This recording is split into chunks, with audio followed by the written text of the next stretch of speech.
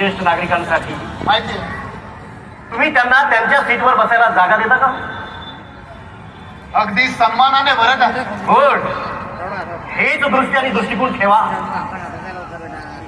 या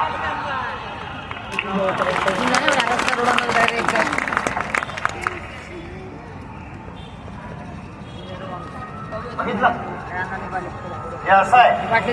अरे ज्यांना पिढ्यानपिढ्या मान वर करण्याची मुभा नव्हती त्या आज अधिकारी झालेत, उच्च पदस्थ झालेत. हे बघवत नाही आता.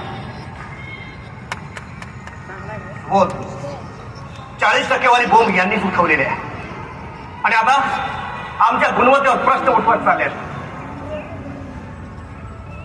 बोल. मी लहानपणी फाटक्या चड्डीत आणि अनवाणी पायाने शाळेत जायचो, पण पहिला नंबर कधी सोडला नाही.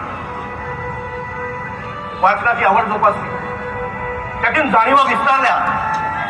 फडके खांडेकरापासून टागोर, शेक्सपियर, दोस्तोव्स्की मिळेल ते वाचत गेलो. फुले आंबेडकर वाचून बुद्धीला धार येत गेली, तरी यांच्यासाठी आम्ही 40% वाले. 10वीला पास झालो ते डिस्टिंक्शन मध्ये, म्हणून माझ्या बाबांनी मला गावच्या पाटलाकडे घेऊन गेले. पाटलाने कौतुक केलं आणि पडवीत ठेवलेला कान तुझ्या कपात मला चहा प्यायला दिला.